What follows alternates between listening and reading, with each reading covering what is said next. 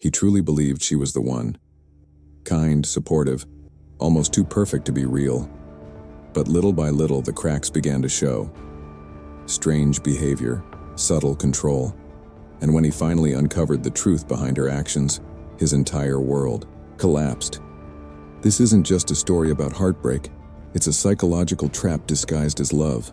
Because sometimes the person you trust the most is the one pulling all the strings. This is the story of Marcus Chen, a 29-year-old architect, and Delilah Rose, the woman who nearly destroyed his life through psychological manipulation so subtle, so calculated, that he never saw it coming. Until it was almost too late. Marcus first met Delilah at a coffee shop on a rainy Tuesday morning in downtown Seattle. She was sitting alone, reading a book about sustainable architecture, his exact field of expertise. When she accidentally dropped her notebook revealing sketches of building designs, Marcus couldn't help but approach her. "Those are incredible designs," he said, genuinely impressed. Delilah looked up with the most beautiful smile he'd ever seen. "Oh, these? Just silly doodles. I'm actually in marketing, but I've always been fascinated by architecture." What Marcus didn't know was that Delilah had been watching him for 3 weeks. She knew his schedule, his favorite coffee order, even his professional background. The book, the sketches, the accidental meeting, all carefully orchestrated. Over the next few weeks, Delilah seemed like a dream come true. She remembered every detail Marcus shared about his work, his dreams of designing eco-friendly buildings, his complicated relationship with his father. She was supportive, encouraging, and surprisingly knowledgeable about his interests. "You should really pursue that green building project," she'd say during their dinner dates. "Someone with your vision could change the world." Marcus felt seen, understood, valued. Delilah even started attending his work presentations, asking insightful questions that made him look good in front of his colleagues. His boss, Richard, was impressed. "Your girlfriend really gets it," Richard told him. "She asked me some brilliant questions about our new sustainable housing project." But what Marcus didn't realize was that Delilah was gathering information, learning about his professional life, his colleagues, his weaknesses. 3 months into their relationship, subtle changes began. Delilah started making small comments about Marcus's friends. "Jake seems, I don't know, kind of negative, don't you think? Every time we hang out with him, you come home stressed. Sarah from your office calls you way too much for just a colleague. I'm not jealous, I'm just concerned about boundaries." Marcus initially dismissed these observations, but Delilah's words planted seeds of doubt. Gradually, he started declining invitations from Jake, keeping conversations with Sarah strictly professional. When Marcus's sister Emma invited them to a family barbecue, Delilah developed a sudden migraine. "You go ahead," she said weakly. "I don't want to ruin your family time." Marcus stayed home to take care of her. This pattern repeated. Every family gathering, every friend's birthday, every social event that didn't revolve around Delilah resulted in her mysterious illness or urgent work emergency. 6 months in, Marcus's social circle had shrunk dramatically. Delilah never explicitly forbade him from seeing friends or family. She was far too clever for that. Instead, she used guilt, manipulation, and emotional blackmail. "I had such a terrible day at work," she'd say whenever he had plans. "I really need you tonight. Your mom called again. She really doesn't like me, does she? I can tell by the way she talks to me. I noticed you've been working late a lot. Are you avoiding spending time with me?" Marcus found himself constantly reassuring Delilah, constantly choosing her over others. His sister Emma grew worried. "We barely see you anymore," Emma said during a rare phone call. "And when we do, you seem different, anxious." "Delilah needs me," Marcus replied. "She's going through a tough time at work." Emma's concern deepened.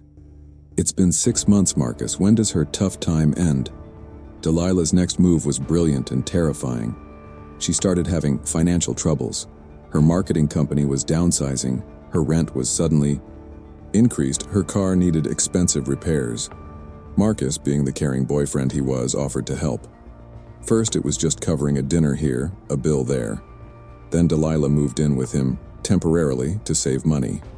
"I promise I'll pay you back once my financial situation improves," she assured him. But her situation never improved. Instead, Delilah took control of their shared expenses, their meal planning, even their entertainment choices. "Let me handle the bills, honey. You work so hard you shouldn't have to worry about these details." Marcus thought he was being helpful, but Delilah was gaining control over every aspect of their shared life. She knew exactly how much he earned, where his money went, and gradually, she started influencing his spending. "That architect conference in Portland seems expensive. Do you really need to go? Your gym membership is so costly. We could work out together at home instead." The most insidious part of Delilah's manipulation was how she began undermining Marcus's career while appearing supportive. She had access to his laptop, his emails, his work schedule. Marcus started missing important deadlines. Files would mysteriously become corrupted. His normally organized work life became chaotic. "You've been so stressed lately," Delilah would say. "Maybe you're taking on too much at work." She began making subtle suggestions. "Your boss Richard seems to really pressure you. That's not healthy. Maybe you should consider freelancing. You're so talented, you don't need that corporate stress." Meanwhile, Delilah was secretly reading Marcus's work emails, learning about office politics, and during her conversations with his colleagues at company events, she would drop hints about Marcus's stress levels and concerns about the company direction. Richard began to notice Marcus's declining performance and grew concerned about his reliability. When Marcus tried to address their relationship issues, Delilah became a master of gaslighting. "You never told me about that work meeting," she'd say when he definitely mentioned it. "I never said that about your sister. You're misremembering. You're being paranoid. I'm trying to help you and you're attacking me." Marcus began doubting his own memory, his own perceptions. He started keeping notes about their conversations, which only made him feel more confused when Delilah's version of events differed from his written records. "Are you seriously keeping notes about our relationship? That's not normal, Marcus. That's concerning." The psychological pressure was immense.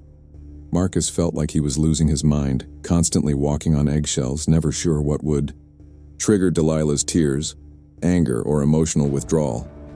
His work performance continued to decline, his relationships with family and friends remained strained, and his mental health was deteriorating. The truth began to unravel on a Thursday evening in November. Marcus came home early from work feeling sick and found Delilah on his laptop. She quickly closed it when she saw him. "Just checking my email," she said casually. But something felt wrong. That night when Delilah was in the shower, Marcus checked his browser history. What he found made his blood run cold.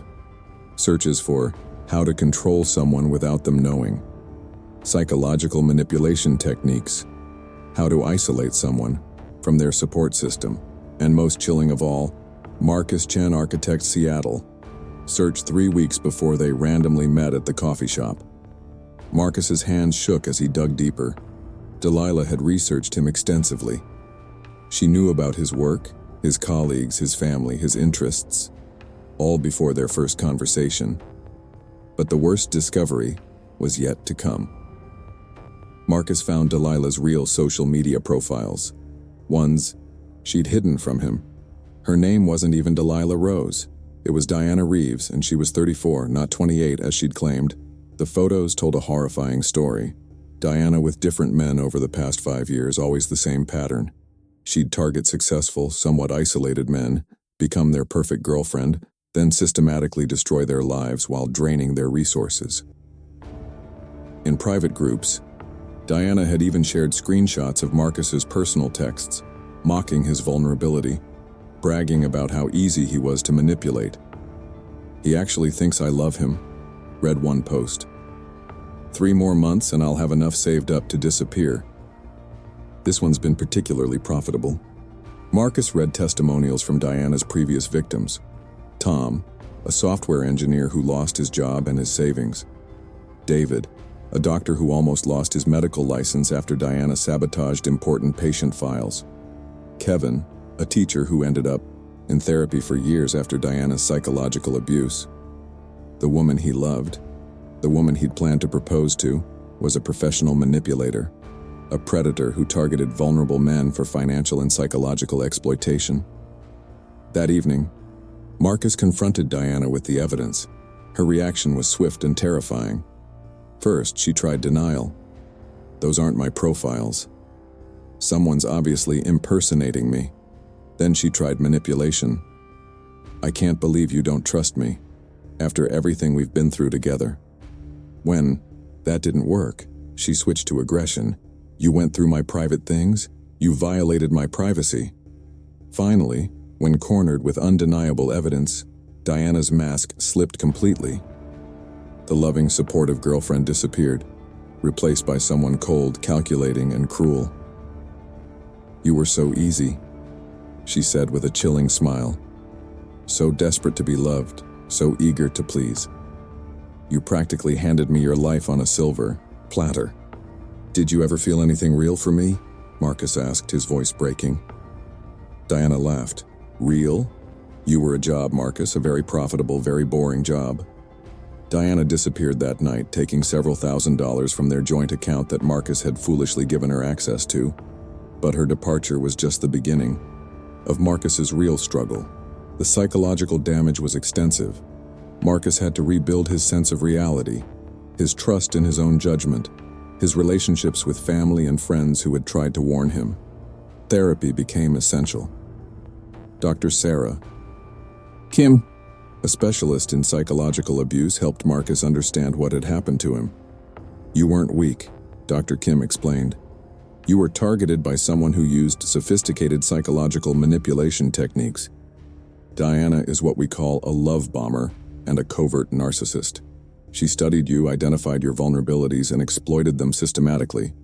Marcus had to make difficult phone calls to his sister Emma, to his friend Jake, to his boss Richard, explaining what had happened, apologizing for his behavior, and slowly rebuilding the relationships Diana had systematically destroyed.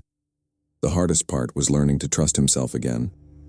Marcus's story isn't unique. Psychological manipulation in relationships affects millions of people, and the victims are often intelligent, successful individuals who become targets precisely because of their empathy and resources. The warning signs Marcus missed included love bombing, excessive affection and attention early in the relationship, isolation, gradual separation from friends and family, financial control, taking over shared resources, gaslighting, making the victim doubt their own reality, information gathering, excessive interest in personal details and professional life, playing the victim, constantly needing rescue or support. 6 months after Diana's departure, Marcus received a call from the Seattle police. Diana had been arrested for fraud and identity theft in Portland, targeting another man named Robert Chen. She apparently had a type. Marcus testified in court, joining 4 other men who had been victimized by Diana's systematic manipulation. She was sentenced to 3 years in prison and ordered to pay restitution to her victims. Today, Marcus has rebuilt his life. He's back to designing sustainable buildings. His relationships with family and friends are stronger than ever, and he's learned to recognize the red flags of manipulation. But most importantly, he's learned that the most dangerous predators don't look like monsters. They look like the person of your dreams, offering you everything you've ever wanted, while slowly taking everything you have. Marcus's story serves as a stark reminder that psychological manipulation can happen to anyone. The perpetrators are skilled at identifying and exploiting human vulnerabilities, our need for love, connection, and validation. If you recognize these patterns in your own relationship, reach out for help. Talk to trusted friends, family members, or professionals. Trust your instincts when something feels wrong. And remember, love should never come at the cost of your identity, your relationships, or your well-being. Real love builds you up. It doesn't tear you down. If this video helped you recognize warning signs, or if you have your own story to share, leave a comment below. Your experience might help someone else who's currently trapped in a similar situation. Don't forget to subscribe for more psychological analysis and true stories that explore the darker side of human relationships. Stay safe, trust your instincts, and remember, you deserve a love that's real, healthy, and genuine. Related videos and subscribe button appear for final engagement.